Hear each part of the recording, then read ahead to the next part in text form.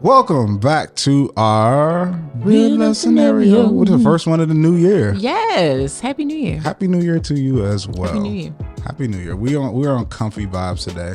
Yes. Chill. Trying to stay warm. Soft life. It's a theme for 2023. It is. I'm super excited to start this year off and kick this year off. There's so many exciting things that we have planned for this year. Oh, yes. And I'm super excited to do them. And shout out to the real lovers out there. Yes. You know we love you. And hey, we y'all. hope that you have set some realistic New Year's resolutions. Yes. Yes. Or just like I'm renewing on the day, sometimes I feel like people put too much pressure on it being a New Year's resolution. Very true. Just reset the day like you normally would. Set forth better intentions every day, regardless of the year change. Have you ever read Atomic Habits? No. I've heard of it though. Great book on building new habits. But one thing they say in the book is like, let's say you're going to go to the gym every morning. Mm-hmm. Like, if you don't feel like going, don't not go. At least go. And if you do one push up or one sit up and you do that, at least do that versus like not going at all. And then like you say, renew the next day. I have trouble with that. I'm always like a renew the next week type person. If my week gets messed up by Wednesday, I'll be like, all right, I'm going to start again on Monday. Next one. Mondays. Monday, you can just start tomorrow. Yeah, you don't got to wait till Monday. Yes. Yeah, I got to do better at that. But I also try not to announce stuff like, okay, I'm going to start on. So as I start telling people, I just like, nope. I need an accountability partner with certain things, but other things is like, just do it. You know what? This is random, but you know what thing I feel like you shouldn't announce either, and people may get mad. I don't care. You shouldn't announce your dietary restrictions. Like if you're vegan, you're vegan. Just order vegan stuff. Like you don't have to announce to the world all the time, like, hey, I'm vegan, unless that's part of like your platform or something. Right. Or if you're a vegetarian, like I can trend towards eating a certain type of food, but I want an announcement because then that puts me in a box. People looking at me like, I thought you were vegetarian. You lying. Look at you eating that shrimp. You eating that steak. How about you vegetarian today? Just today. Got it. It's like sometimes I might eat just steak.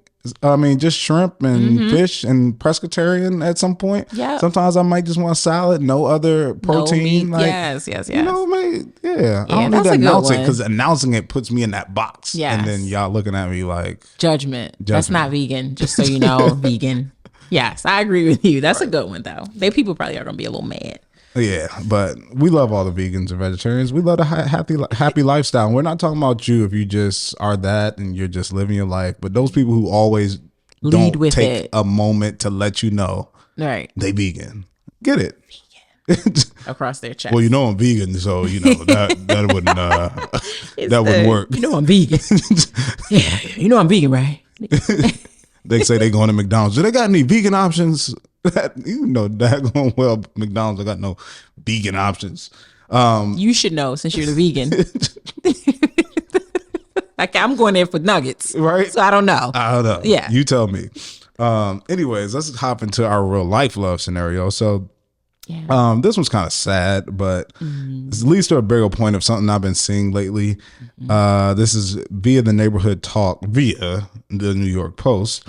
So a New York mom is in critical condition after her husband allegedly ran her over in an SUV with their kids in the car. She revealed details of the abuse she experienced days before the incident. Tragic. And it's just sad because it says that she had been a domestic violence survivor and has a podcast giving tips about how to build your confidence back. Her podcast is called Unfiltered and Free. I haven't listened to it yet, but go check it out. I'm sure there's some gems in there. For sure. But it's just really sad because... so like she survived another relationship? No, so she filed for divorce from her estranged husband in August. Okay. And she ran a life coaching business for women, it said. Oh, wow. Oh my gosh, sending her healing energy for sure, because that is just so traumatic. Even if you just freakishly, it was a stranger, just haphazardly caused harm in that way. Yeah. But someone that you once loved and gave your life to and made children with.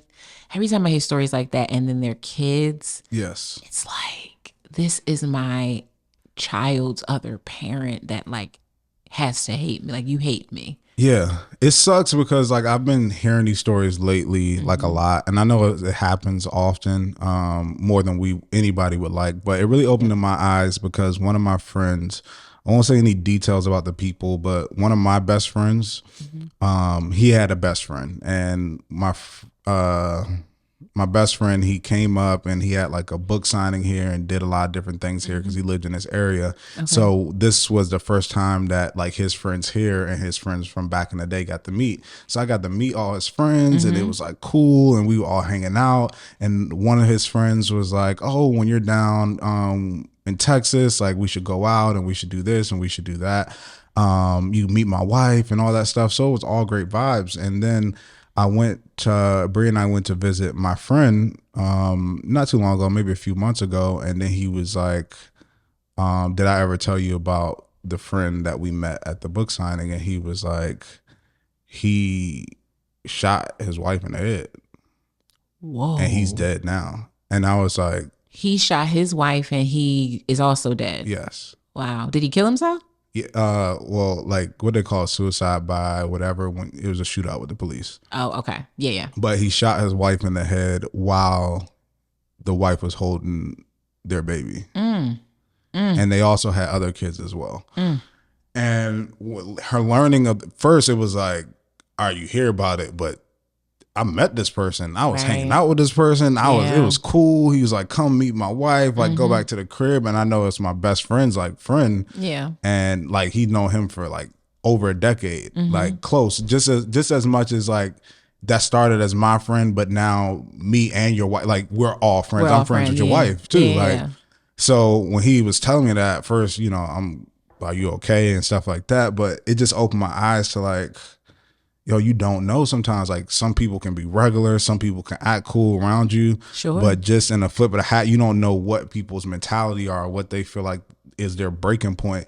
And kind of find out there was a lot of domestic violence or things in that situation prior to it. Things he would even say like, I'll kill you if you do this. Like, you know, say these things, threaten somebody's life. And I feel like in these situations, a lot of times where I see it tends to happen with women, unfortunately, is that you just kind of ignore it or be like, he wouldn't do that. Or like, he just saying that for attention. Right. And it's like, no, like these people, like you get to the point to where you really are trying to cut off communication and you feel like, all right, I'm ready to move on now. Like, this is not healthy for me. Yeah. Like that person will, like, you don't know what they will do. Some people do it for attention, but some people are really serious and are willing to throw away everything for that situation. And I just hate to see that. Yeah, it's and I think, I mean, it's just great that we're having a conversation about it.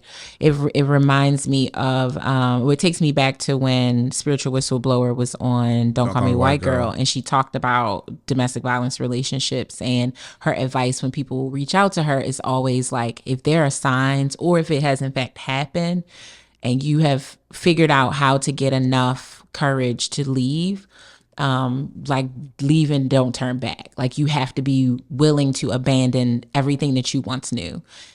Run from your friends, run from your family. If it means changing your name, moving to a different country, changing your children's names, you need to do that. And I think while that sounds extreme and in many ways like really sad, because like if I was in that type of situation and I had to like leave the whole life that I knew, like I would have to potentially detach from my mother or my friends or like my family. It would be so hard, but it's the only way to keep you safe in some of these situations, because you don't know when he's just saying it versus he's actually doing it. And it is a baby step thing. You know, it does not happen. We had episode before last where the woman wrote in and she was like, you know, tell me what the difference is of someone that's leading me and controlling me.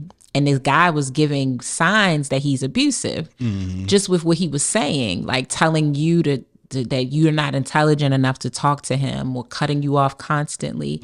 A lot of times it starts with those like little micro forms of abuse. For sure. And the more he realizes that you'll take it, the more it can ramp up, or he has erratic responses to things that, or he or she, because men can and have been in domestically abusive relationships. But if they're saying stuff to you that, or they're having an extreme reaction to something that does not warrant that type of reaction.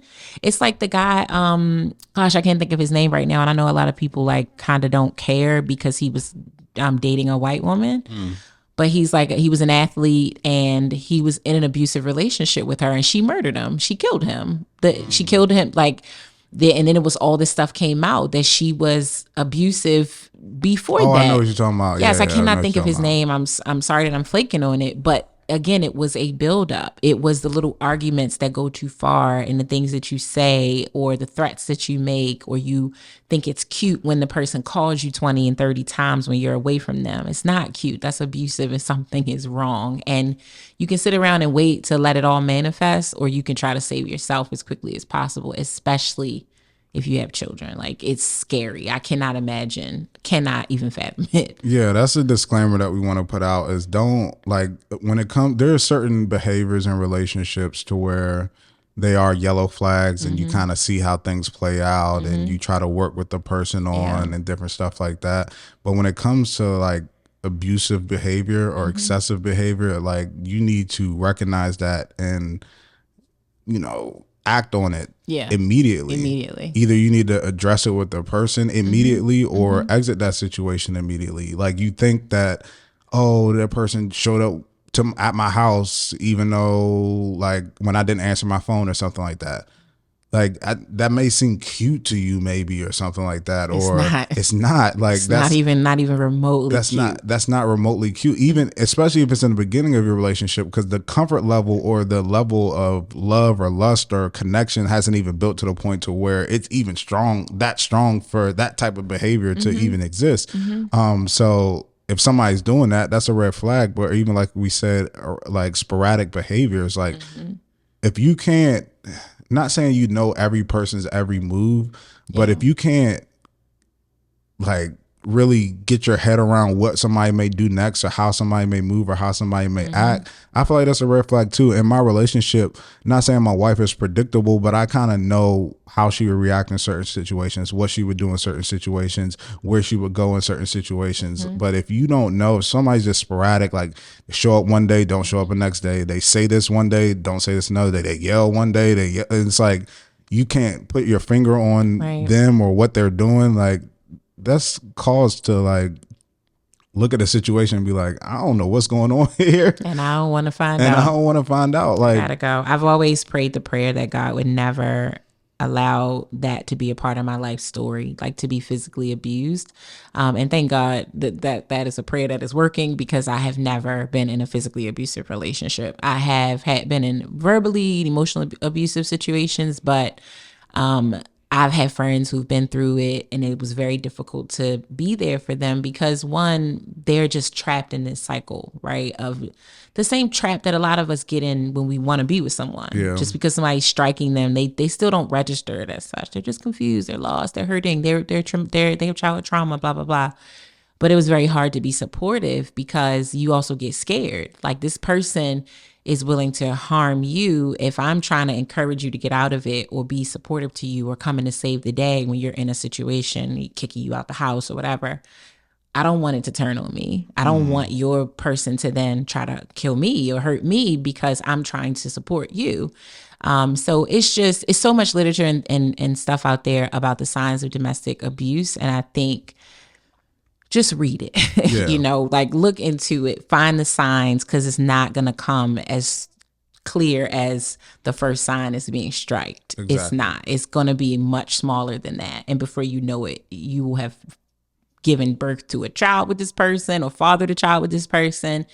And now that becomes an even harder thing to get out of because they have rights. Yeah. They have rights to that child, even being a crazy abusive person if you can't prove it. And that's part of a lot of those people's plans as well. It's like they know that if you have a child with them, that it makes it harder for you to leave, harder for you to get away. Legally, they have legal backing to support that and you being around and them being able to interact with you. And they don't care, kid, whatever. It's just a pond in the game that they're trying to play. So like I said, just read up, do your research. But most of the time, if it doesn't feel right or seem right, then not right. go with your instincts, because it's probably not right. Yeah. And verbally abusive relationships isn't sexy. It's not dating a dude with an edge. It's not like, that's not.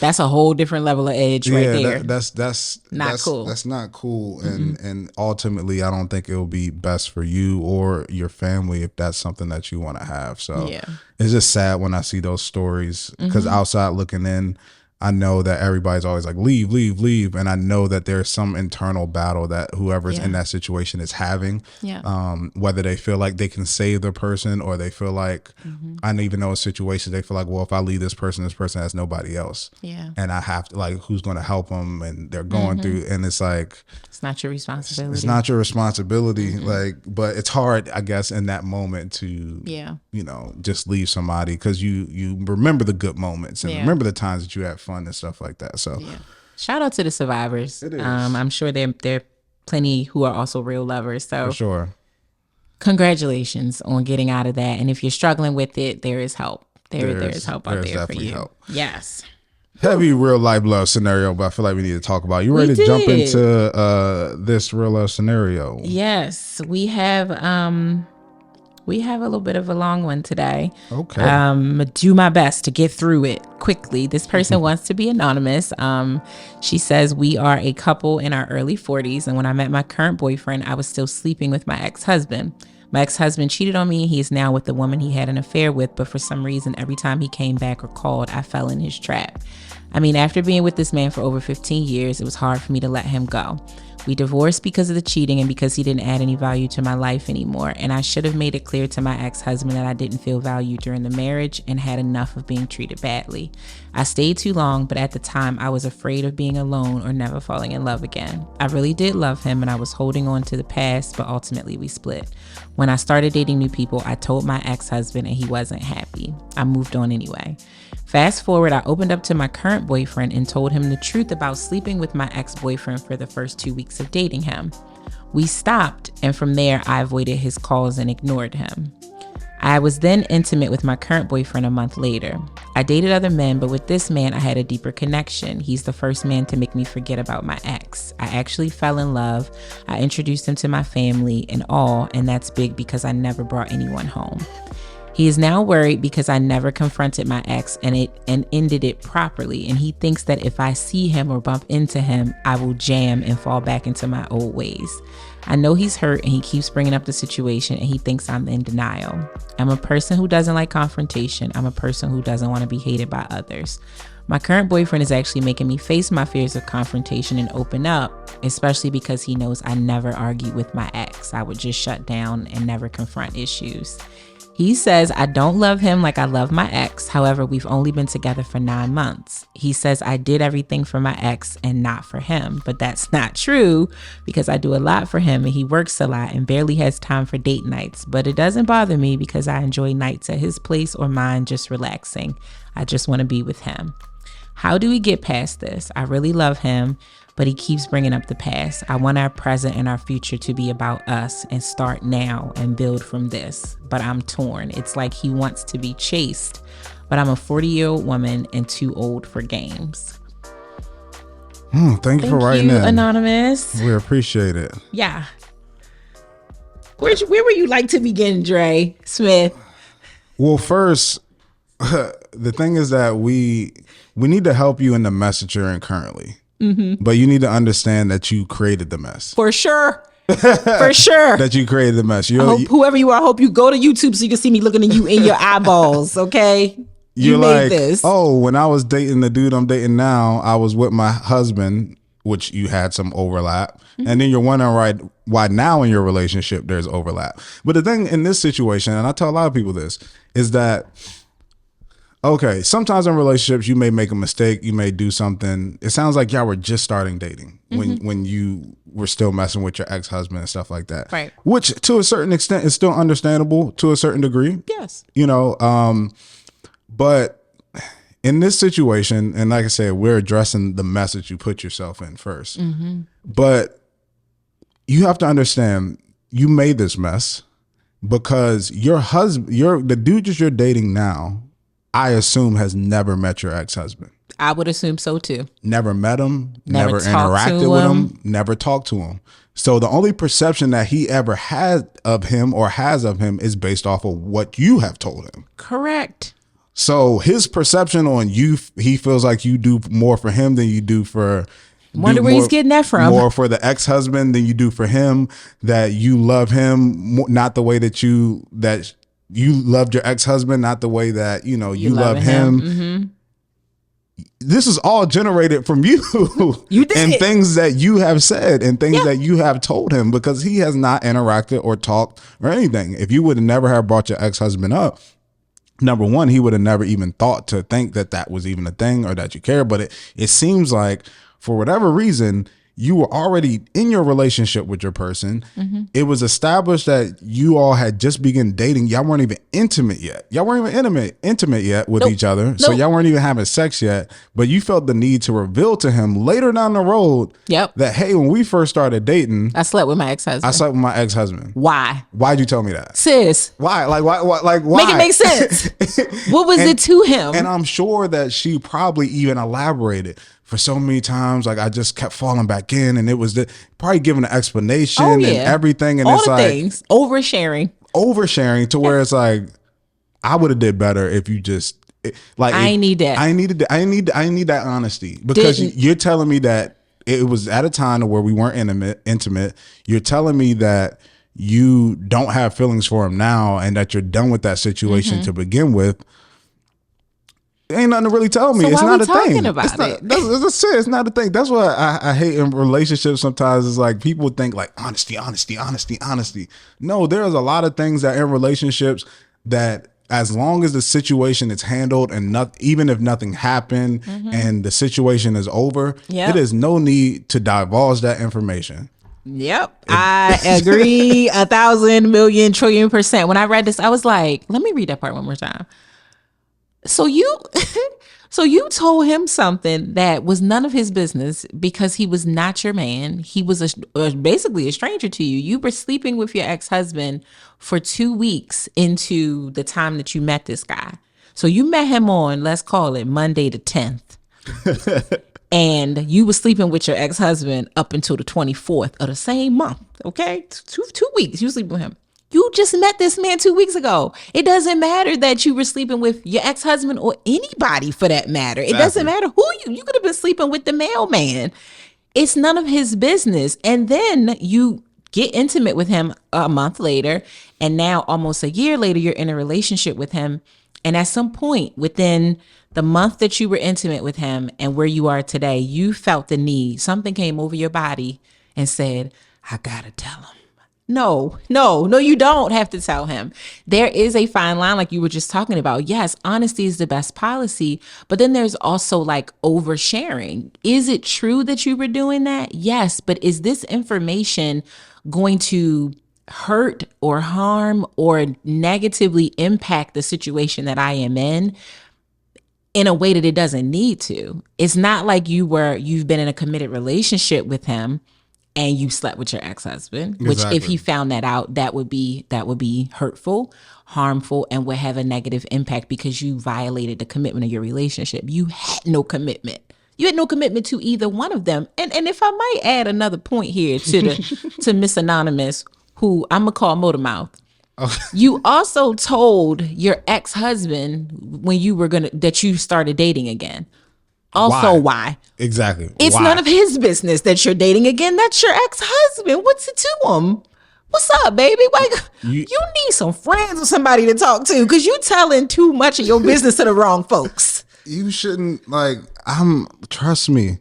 There are even things that Bree and I are okay with each other doing, but still don't want the details of it. I don't need to know. I'm okay if Bree goes to the bar and a dude buys her a drink. I don't care about it. She could even say like, oh yeah, we went to the bar, this dude bought us some drinks or something like that. Mm-hmm. I don't need to know yet. Like he was looking at me. Mm-hmm. He came up me a and drink, was thought like, he was going to get a little. Was like, oh, I see that ring on your finger, but I mean, where he at? Like, I don't need all those details. I don't. You experienced it. That's more than enough. You got a drink. You came back home to me. We good. That's all I care about. You fine? I'm fine. You safe? Yeah.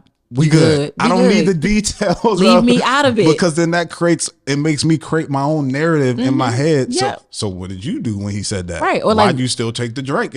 Better yet, you came all the way home and told me this. Like, now I'm thinking, why you thinking about it so much? Talk to me about it. It's not necessary. It's not necessary to overshare things, especially if nothing happened. Nothing happened. And if it wasn't like outside, like normally people do that if there's wrong. This don't even seem like a guilt thing.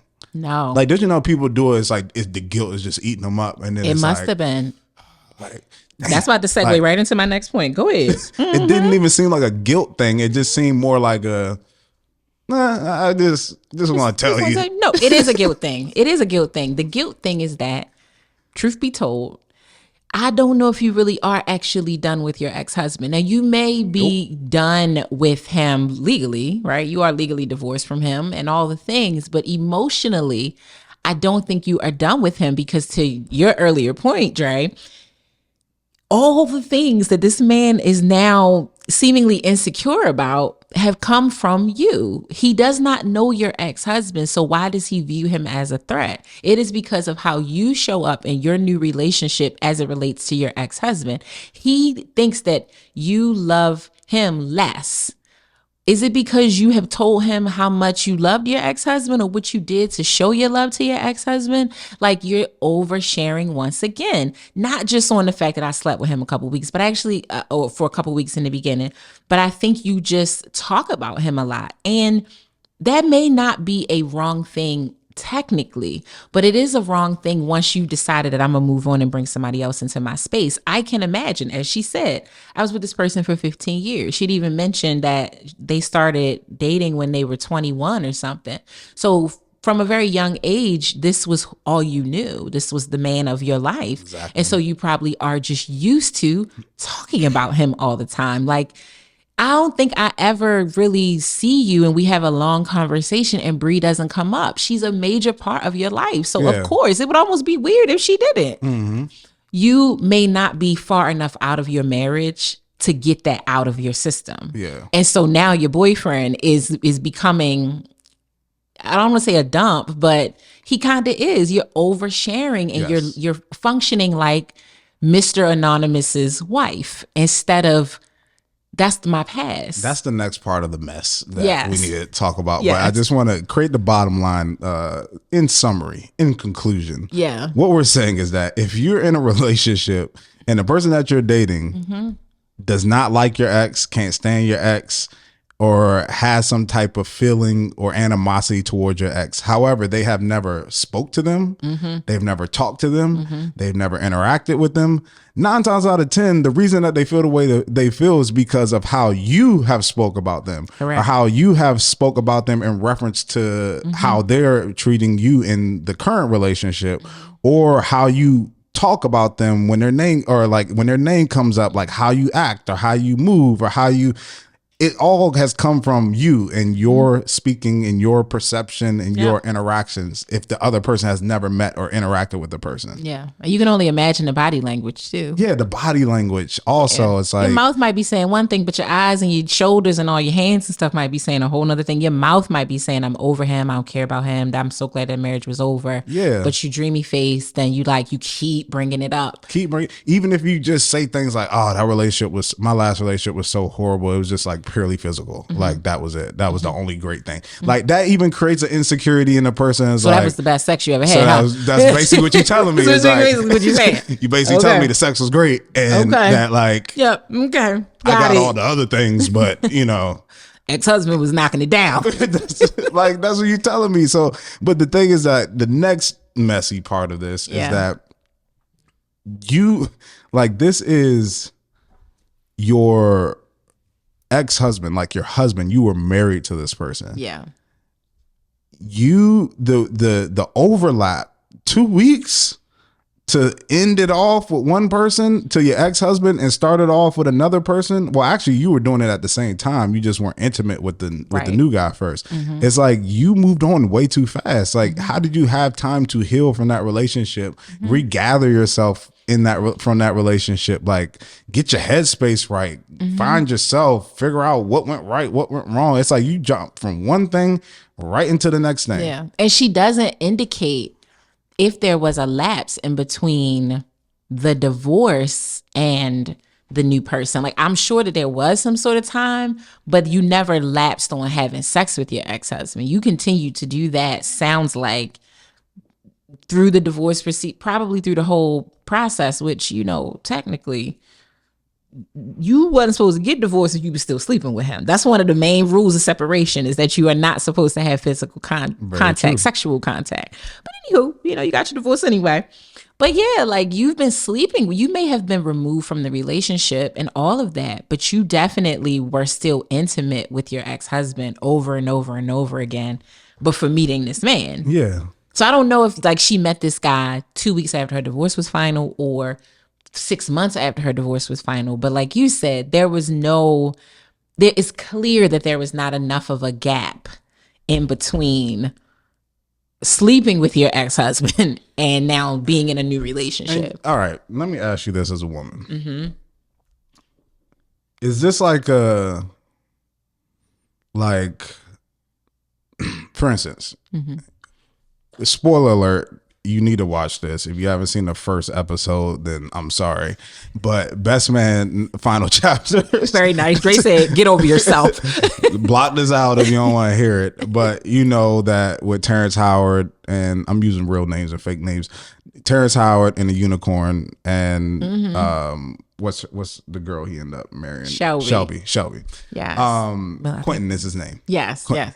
So how the night before the wedding, Quentin slept with Shelby, and the Unicorn was like basically how my cat tastes and stuff like that. Is that like a thing with women? Because she's like, my ex-husband cheated on me, and he's now with the woman he had an affair with. Like, I would think you would hate his guts, because not only did he cheat on you, he is now in relationship with the person he cheated on you with. But is her going back and still having sex with him, her being like, you thought you had him, but look at what we doing. Is that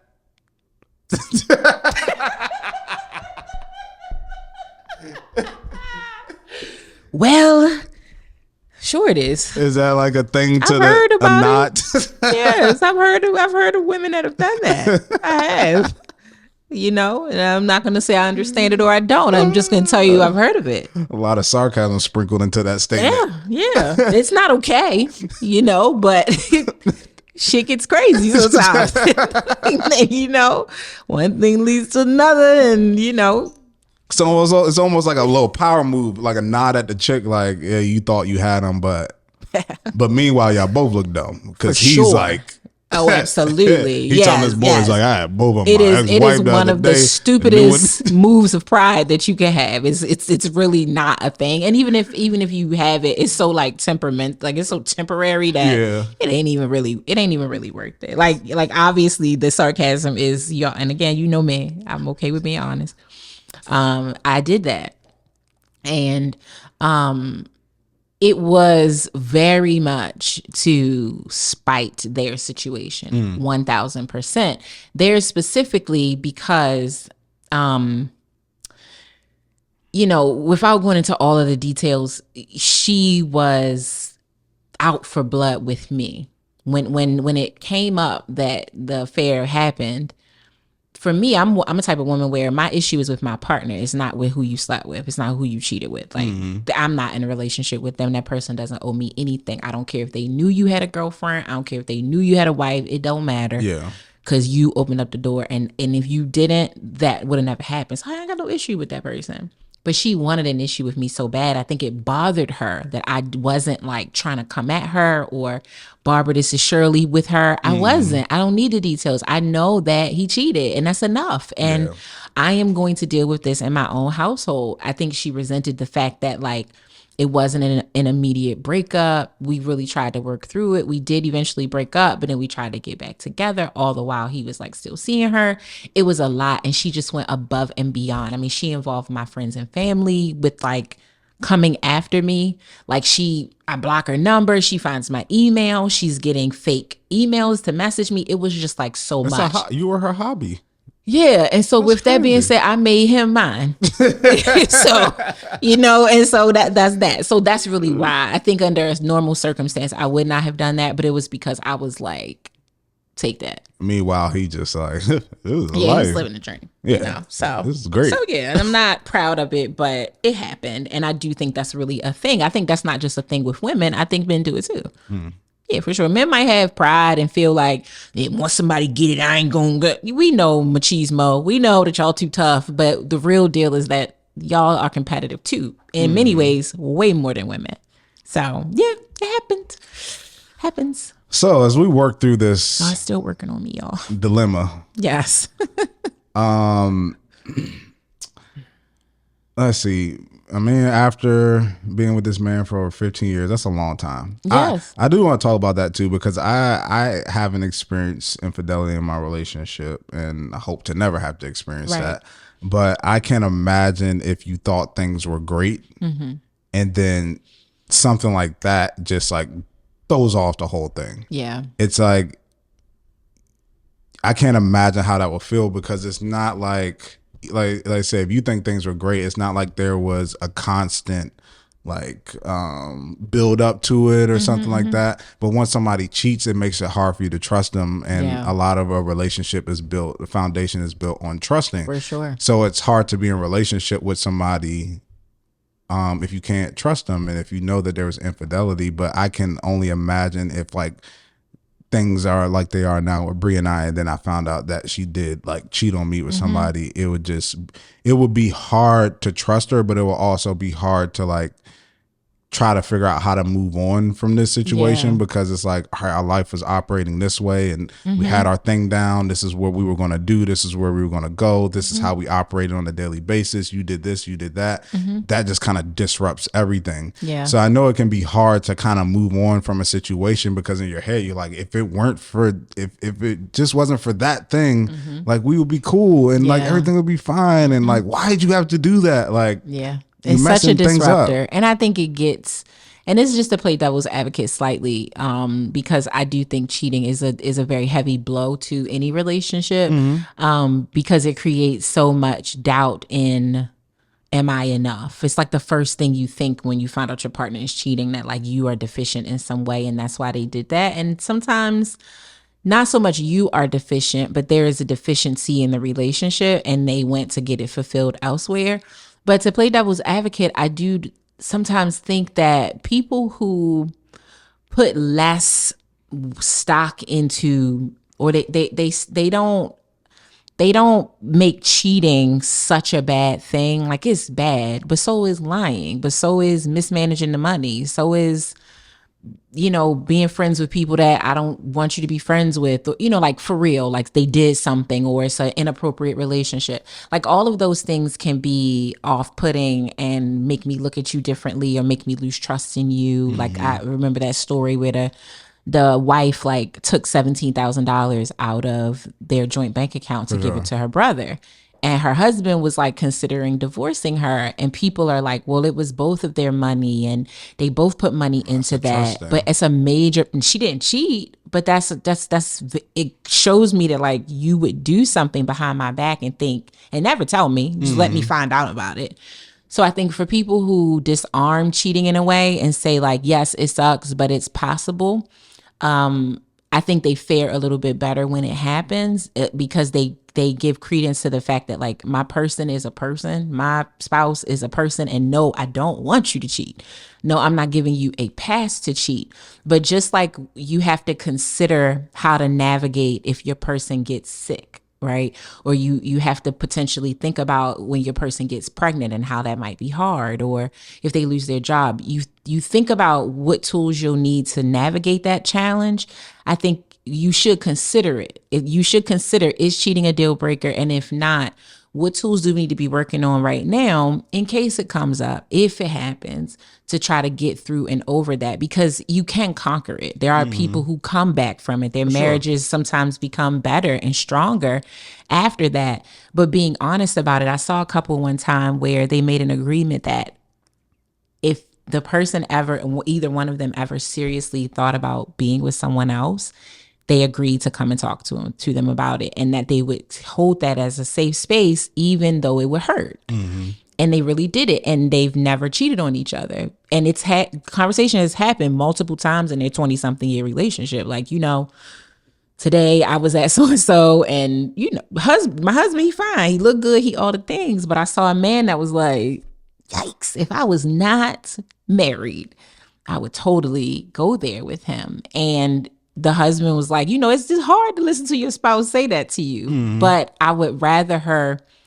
get it out and say it to me, and I can ask follow-up questions like, well, what was it? Was it a cologne? Of course, you try to align, like, is it me? Mm-hmm. But for her, she was like, it was so many times where it had nothing to do with my husband. I have eyes and I'm a person. Like, and while I love him and I want to be with him, I know him. I know what he's like. I know what my husband's sex is like. I know the moves he gonna do. I don't know about this fine man in the store.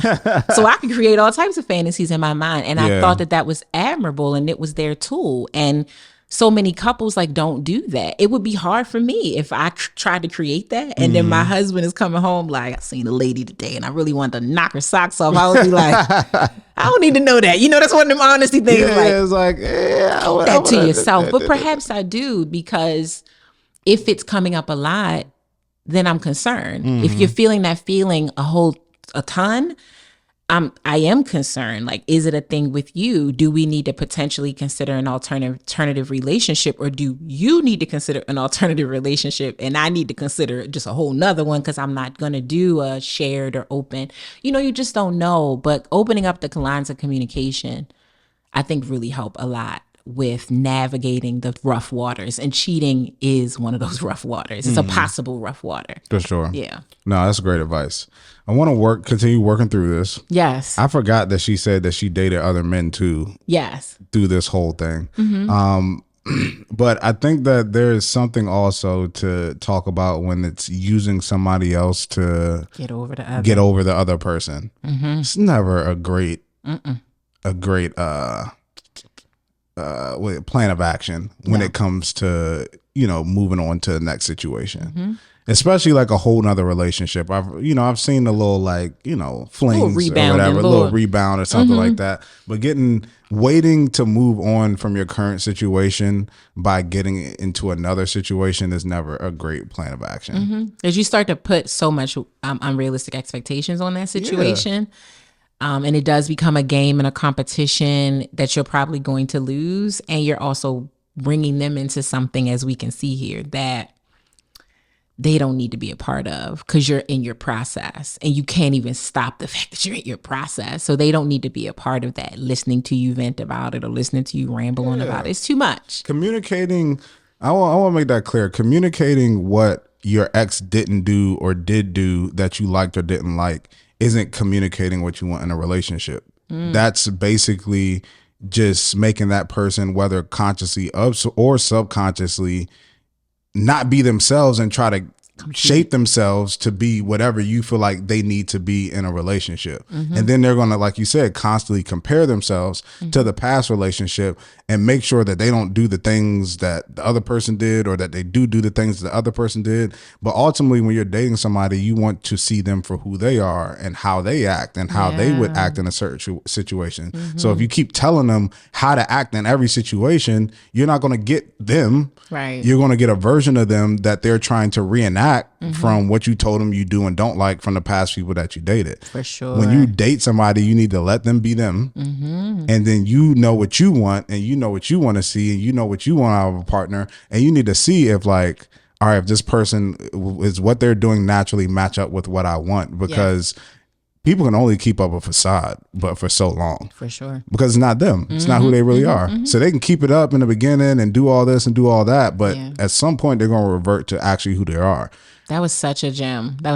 You can communicate what you want and what you like without involving that you didn't get it or you did get it elsewhere. Like, it's such a gem. Like, I can say I really love flowers without saying, my ex bought me flowers all the time, and I really love that. all the time. Yeah. Like at work, be like, oh, another bouquet. around her. Yes. Yeah, and leaving him out of it is best. Best for everybody involved. Best for everybody involved. Of course, like you had relationships before me. Of course, there are things that you liked about that person. Obviously, you were in a relationship with them. Yeah. I don't need, and there are also things you didn't like. Exactly. I don't need to know all of the things, and really learning how to have good conversations around your expectations, but also balancing it where you're not giving a person a playbook. Like you said, like, here you go. Here's how to finesse me if you have bad intentions. I'm just writing it down for you. Here you go. Versus these are some healthy expectations without giving it all to you. Like, I like romance. You can say I like romance and allow them to show you what they interpret romance to be. And as they do, maybe there are some small little tidbits, like my favorite flower. They might interpret romance as giving you flowers, right? But they get you lilies, and lilies bother your allergies. You need to communicate that. Like, hey, I actually really don't, I like flowers, but lilies bother me. Or my favorite flower are white roses. And so then that's a small course correction and not so much a giveaway. But I love that like, let them show you who they are, because otherwise you are just giving them the script to perform for you. Yeah, they don't need to.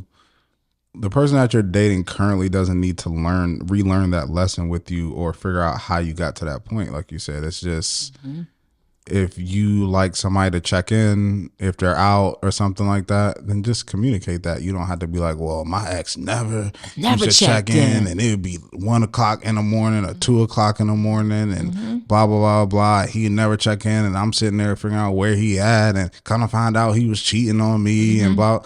You don't need to say all that. So now all that's on me. So now once I don't check in, you gonna think I'm your ex and I'm cheating, and I could have really just forgot. And all you have to do is communicate. Like, hey, like, when you're out, if it gets too late, you mind just checking in so I know that you're safe and where you're at and stuff like.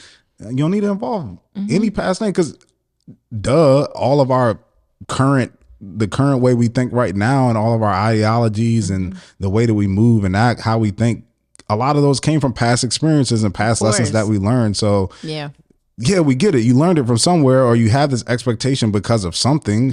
A lot of people in their current relationships now, obviously you learn from your past relationships and learn what you do like or don't like, but you don't have to continue to mention that. Yeah, you don't. The other person when you're telling me why you don't like this or why you don't like that, because ultimately I can care less about the other person. For sure. If I really like you and you say you want me to check in, I'm just going to check in because I like you, not because the other person didn't do it. If you tell me you love flowers or you love lilies, I'm not getting you those because the person that you last dated gave you those.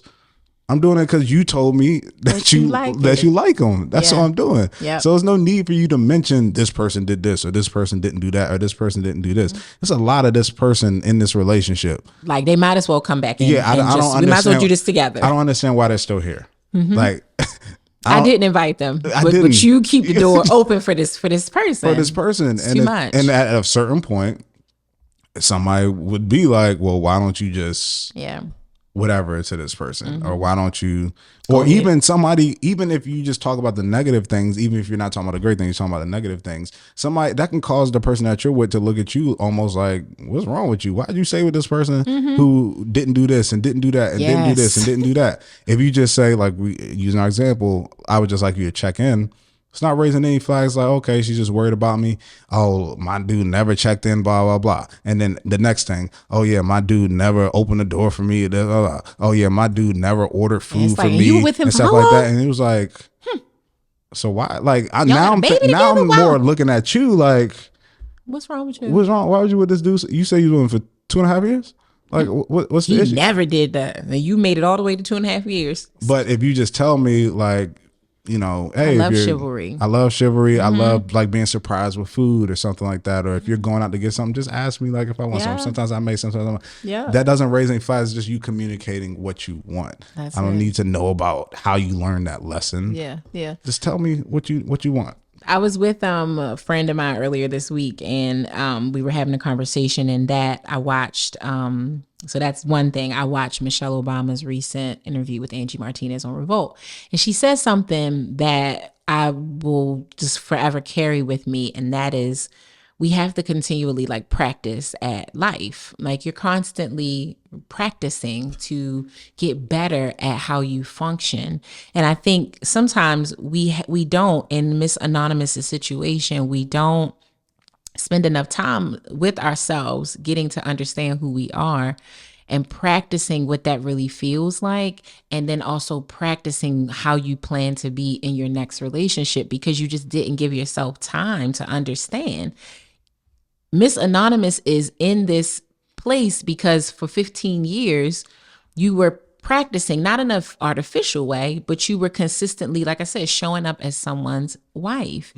And in order to undo that, and that's a lot of time to be in relationship with someone, For sure. you need time to get through that and really hear yourself. You know, you can use your friends as great test dummies, if you will. Like, do I still talk about him a lot? Like, do I still lead with, like, do I still act like I'm married? Do I still talk a lot about what happened in my marriage? Because if you're doing it in those spaces, you'll probably do it any and everywhere. You are kind of who you are.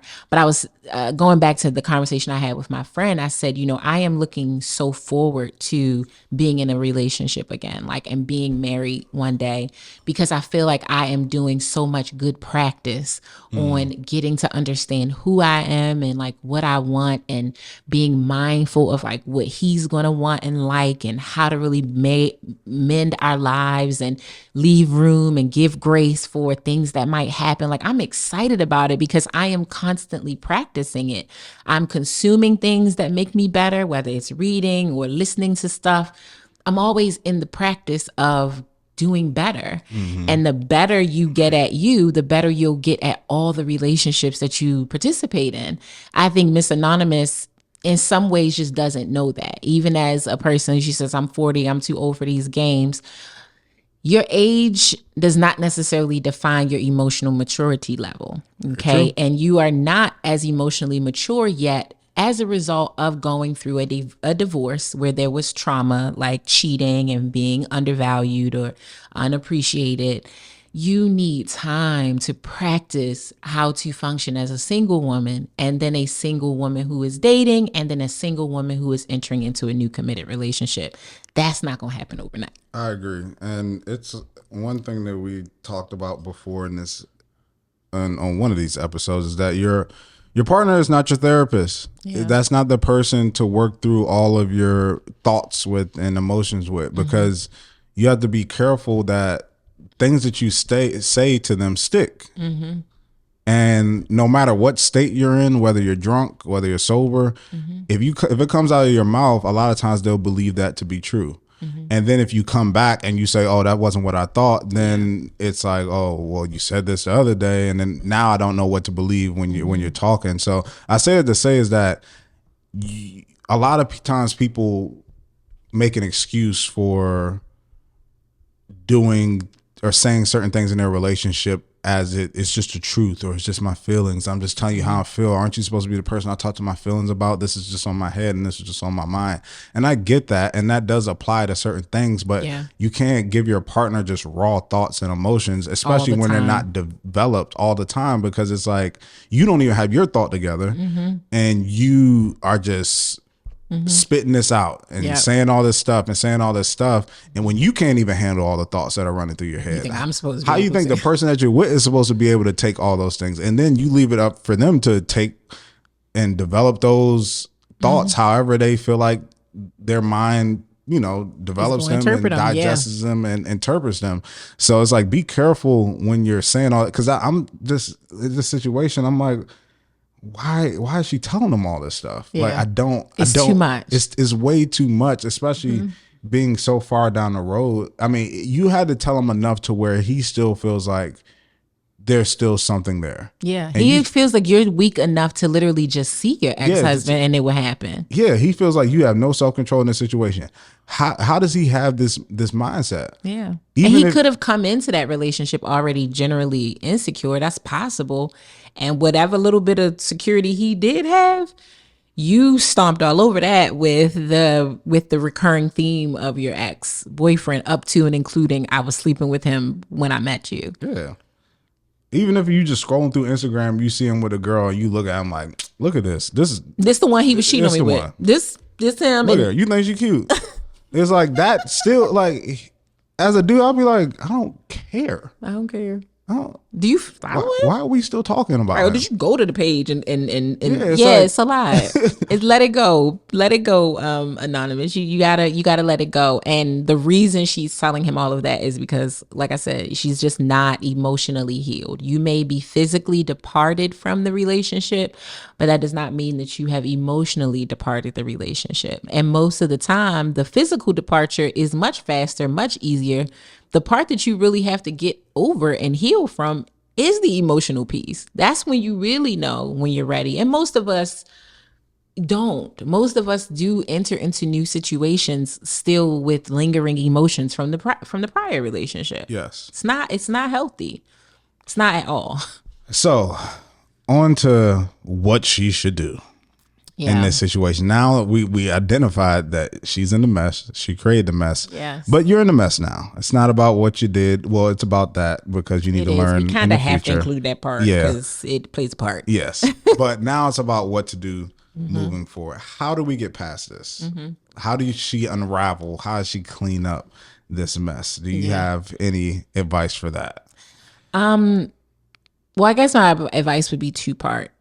I do think that she first and foremost needs to be mindful of what she shares. Like figure out, and I called you motor mouth earlier respectfully, but the theme is just there between your ex-husband and your new boyfriend. Yeah. But learning how to appropriately omit, and I don't know that you're in a place where you can do that right now. So part one is just shutting up a little bit more.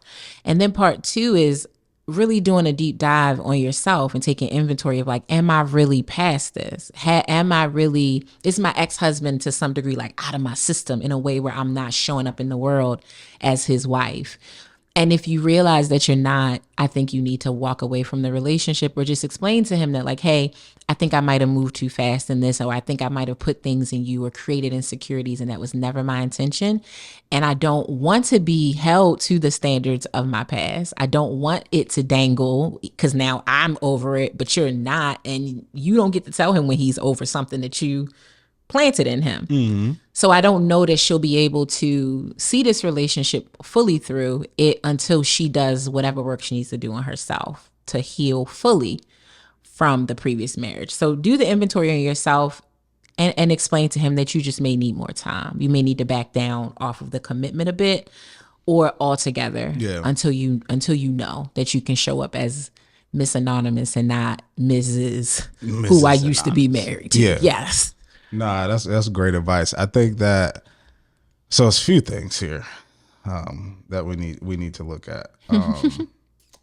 How do you get past this? You really love him. So if you really love him and you want to be with him and that's your thing, like I don't think you know how far it goes in a relationship when you are able to communicate what you did wrong. Mm-hmm.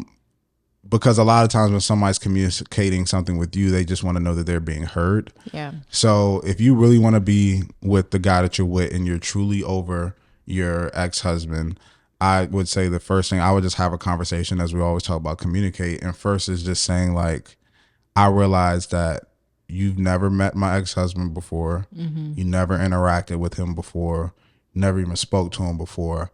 So I realize that whatever perception that you have of him and me and our relationship is all based off of things that I have said or things that I have done. I apologize for that. I don't even think I actually cognitively did it. It may have been subconscious, but that wasn't my intention. Number one, if you could let me know what things I've said or did that will help me better identify like what contributed to you feeling this way, because that's not my intention at all. And that's the starting point, because you're addressing what he feels and you're saying like, yo, I contribute to this, because you want to place it on him that, oh, I do so much for him, and he's playing games. It's like, no, you set this environment.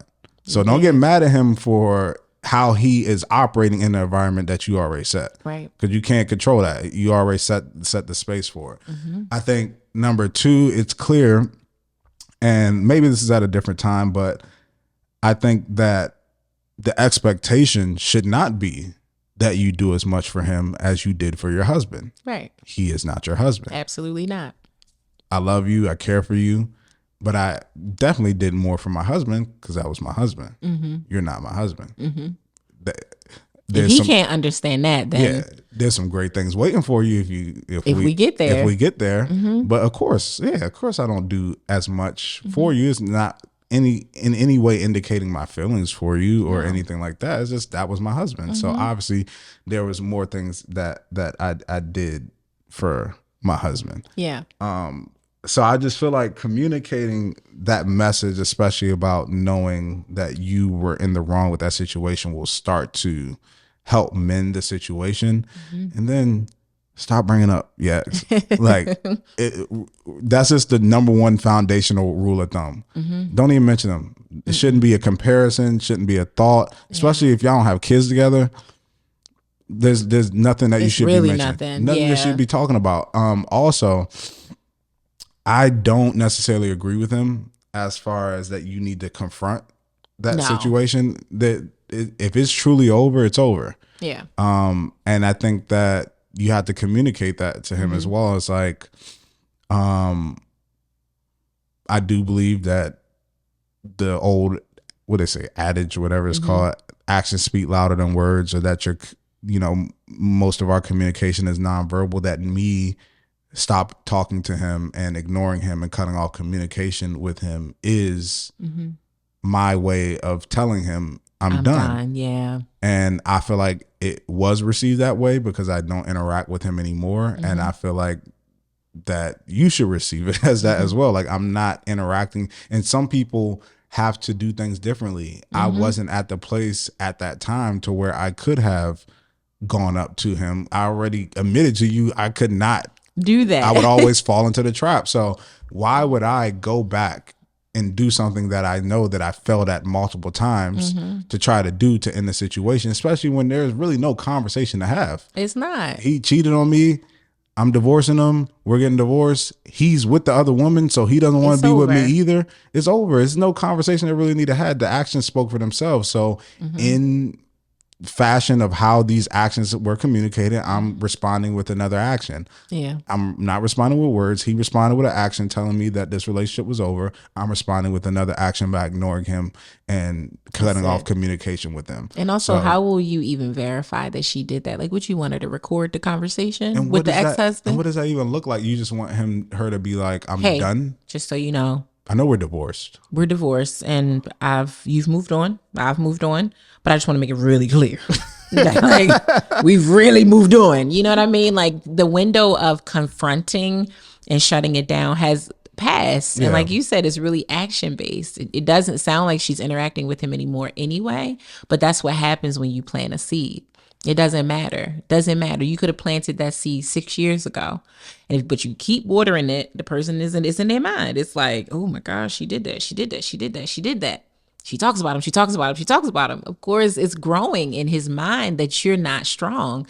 And so, the confronting him and shutting it down thing, I was like, that's a heavy ask and a very unnecessary ask, in my opinion. If you feel that she still needs to bring further closure to it, and you wouldn't be pleased until she did that, I just think you probably not gonna get that. So if that's a requirement, you might as well go ahead on.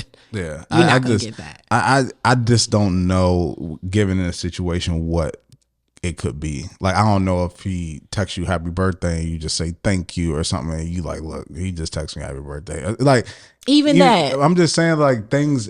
It has to. I don't know what she's doing to make him feel like that she has to be shut down. Yeah, and it still needs to be shut down to a certain extent. But yeah, that's my advice for it. I don't think give the dude that you're with right now some grace. You saying you don't want to play games, but you playing some games kind of too.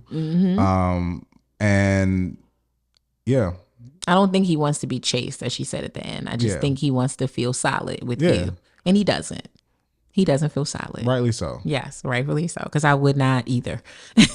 I would not feel solid with her. So, and ultimately, you need to. Dang, I lost my train of thought. We've been together for 9 months. What was I about to say? Oh yeah, if you like Rhonda said, if you're not like, you have to really evaluate. Mm-hmm. We talked about this the last episode about self-evaluation, looking at the tape, like. And sometimes you may not like what you like, like what you see, or like what you find out about yourself. But you really need to evaluate and be like, am I really over this situation? Yeah. Because you may not be. You may not which be. is fine. It's totally You were okay. married to this person for 15 years. And what that means is that you were with them physically for 15 years. But in your mind, you already had the next 15 years set out. Oh, for sure. Right? You know what I'm saying? For sure. So you're not only unmarrying yourself from the previous 15, you're unmarrying yourself from the future that you were comfortable with and knew that you were going to pursue and be in. So if you're not over that situation, that's completely understandable. And hopping out of that situation into a new situation just covers up the things that you probably should have dealt with. Yeah. You're just masking those because you don't want to deal with them, but you probably have not yet dealt with the realization that my past and the future that I have for myself is not actually going to be a thing anymore. And figuring out what life moving on looks like for you, you probably need that time to figure that out. And the reason why the past is creeping in is because you never not confronted him and told him it was over, but you yourself never confronted yourself to close that chapter of your life to move on to the next chapter. Exactly. That's why it's seeping into the current chapter that you're in right now. For sure. It's gonna haunt you until you deal with it. Boom. That's it. Well, that was great. We hope you took something away from that, Miss Anonymous, and best wishes to you and in the situation, whether it's together or apart. Just happy, healthy healing to both of you. If you have a real love scenario, you know where to find us. relationshiprestore.com. Click the contact button and you can write into us. You can also follow us on social media. I'm at Ronnie Cakes. At Dre Smith. And at Relationship Restored. See y'all real lovers and Happy New Year.